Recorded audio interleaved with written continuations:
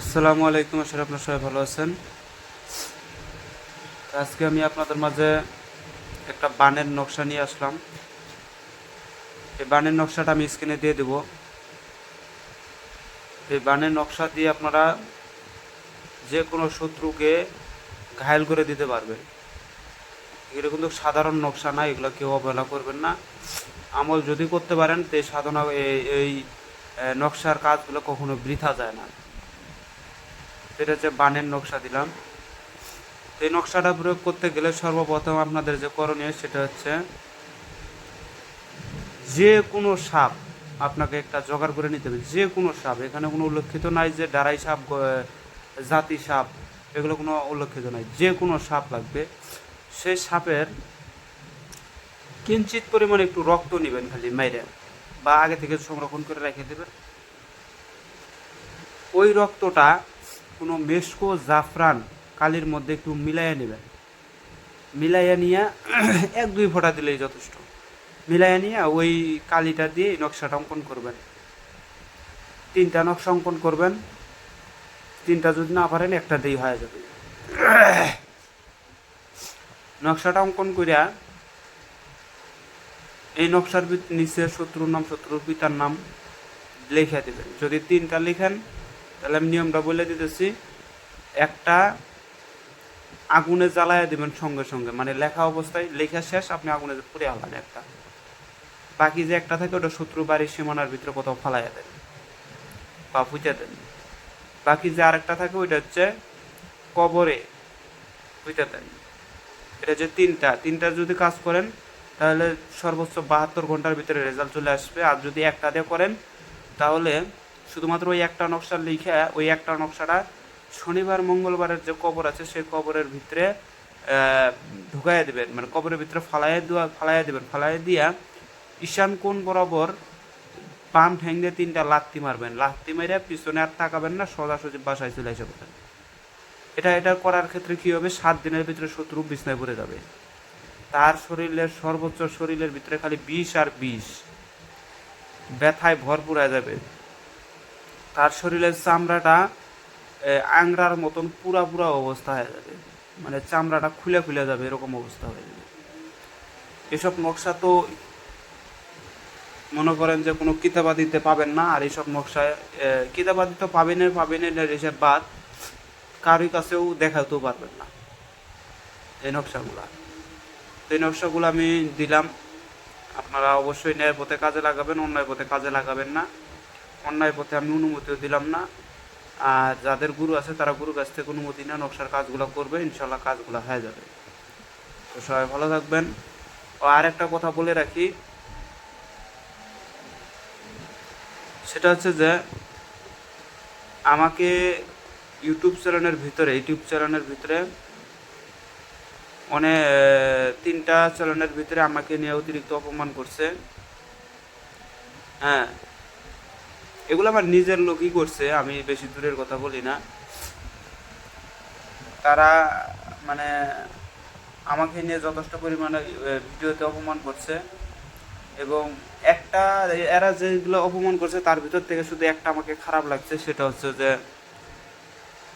এই 30-35 বছরের একজন বুড়া, 30-35 তো না, এই 40 হবে, আমার সিনিয়র হয়, বয়সও ভালো।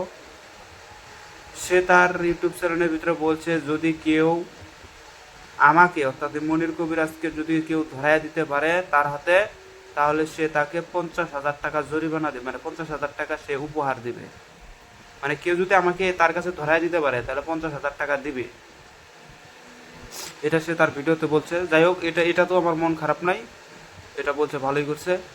কিন্তু ওই ভিডিওতে সে আবার বলছে যে আমি নাকি, যে বলছে মুনির ফকিরে কুরআন শরীফের উপরে পাও রাখে, অর্থাৎ আমার কথা বলছে। জানি না, মানে আমি অতটা জানি না যে উনি কিভাবে আমাকে এটা দেখলো যে আমি কোনো কোরআন শরীফের উপরে পাও রাখছি। হ্যাঁ, কিন্তু আমার জানা মতে তো আমি কোনো দিন রাখি নাই, আর এটা আমার ভুল করেও আমি রাখি নাই। আপনারা যদি কেউ ইউটিউব চ্যানেলের ভিতরে, হ্যাঁ, বা বাহিরের যে কোনো অবস্থায় যদি আপনারা কেউ যদি দেখাইতে পারেন যে আমি কবিরাজ মনির হোসেন যে কোরআন শরীফের উপরে পাও রাখছি, আমার জিহ্বা কাটায় ফালাই দেব সবার সামনে। এরকম মিথ্যা আরোপ দেওয়ার কোনো প্রশ্নই আসে না। আপনি একজন মুরব্বী মানুষ, হ্যাঁ, আপনার বয়স ভালো, আপনাকে সিনিয়র হিসেবে মানি, তাই বলে যে আপনি এরকম মিথ্যা আরোপ দেবেন, সত্যটা বলে যান, কিছুই বলবো না। কিন্তু মিথ্যাটা যে বলছেন, এই মিথ্যাটাই তো সহ্য হয় না। আপনারা যে যারা আমাকে অনেক আগে থেকে ফলো করে, হ্যাঁ, আমার কিন্তু আমি কিন্তু ইউটিউব চ্যানেলে আরও 4-5 বছরের আগে থেকে আছি। হ্যাঁ, ওই যে মুরব্বীটা অপমান করছে তার সাথেকার চ্যানেল আমার ছিল, তখনকার থেকে আমি ভিডিও ছেড়ে আসি। তখনকার চ্যানেলের নাম ছিল অদৃশ্য কালা জাদুর ভান্ডার। আমি নাম বলতেছি না যে সে কে আমার নামে আরোপ করছে বা এরকম দিছে, সেটা আপনারা ভালো করে চিনবেন। আমি ইশারা ইঙ্গিত দিতেছি, আপনারা ভালো করে চিনবেন। নাম বলতেছি না, আমার দরকার নেই নাম বলার। তার সাথেকার চ্যানেল ছিল আমার অদৃশ্য কালা জাদুর ভান্ডার। সেই চ্যানেলটা এই কিছু কবিরাজ মিলে আমার চ্যানেলটাকে নষ্ট করে ফেলাইছে। পর থেকে আমি কবিরাজ মনির হোসেন চ্যানেল খুলছি। এখন ওই চ্যানেলটাও এরা খাইছে, খায়াটা এখন ওই অদৃশ্য কালা জাদুর ভান্ডারের যে চ্যানেলটা ছিল আগেরকার, ওইটার ভিডিও এখন ইউটিউবের ভিতরে আর পাবেন না। ওইটা সম্পূর্ণরূপে বাতিল হয়ে গেছে, চ্যানেলটাই ব্যান্ড হয়ে গেছে।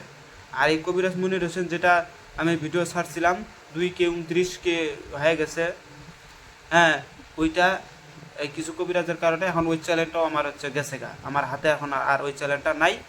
হ্যাঁ, ওই চ্যানেলটা মনে করেন যে অনলাইনে ভিডিও পাবেন, ইউটিউবে ভিডিও পাবেন, কিন্তু ওই চ্যানেলটা আমার হাতে নাই। ওইটার পরে খুললাম এই ফকিরি বিদ্যা মন্ত্র চ্যানেল, ওইটার একটু বাদেই খুলছি এই কবিরাজ মনির হোসেন নতুন চ্যানেল খুলছে। এটা মনে হয় 61টা মনে হয় সাবস্ক্রাইবার আছে। তো এই সেই আমার হিস্টোরি, মনে করেন যে আমিও তার সাথেকারই লোক। কিন্তু এখন মানুষ সেটাকে আমার যে চ্যানেল নাই আগেরটা, এই জন্য মানুষ মনে করছে যে আমি নতুন, তার কাছ থেকে হয়তো শিখছি। এটা সম্পূর্ণরূপে মিথ্যা কথা। আমি তার সাথেকার ছিলাম, তার সাথেকার চ্যানেল ছিল আমার, কিন্তু আমার চ্যানেলগুলো নাই বিদায় আজকে আমি কিছু বলতে পারি না তাদের সামনে। যদি আমার চ্যানেলগুলো থাকতো তাহলে ওদেরকে আমি ঘাটটা ধরে ঘুরাইয়া নিতাম। এখন তাদের ইউটিউব চ্যানেল বলতেছে আমি নাকি কোরআন শরীফের উপরে পাওয়ার রাখছি। কোরআন শরীফের উপরে পাওয়ার রাখছি এরকম ডাইরেক্ট প্রমাণ আমাকে দেখাও, ডাইরেক্ট প্রমাণটা দেখাও।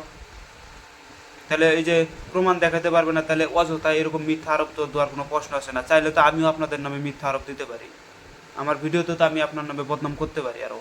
কেন, আমার তো চ্যানেল তো আরও আছে, আমার চীনা পরিচয় লোকও আছে, তাদের মাধ্যমেও তো আপনার বদনাম করতে পারি, কিন্তু করার প্রশ্নই আসে না। তো যাই হোক, যাই যেমন ভাই, সবার কাছে তো আর সবাই ভালো হইতে পারে না। তো আমার অতিরিক্ত জ্বর, সবাই একটু দোয়া করবেন। তো সবাই ভালো থাকবেন, খোদা হাফেজ, আসসালামু আলাইকুম।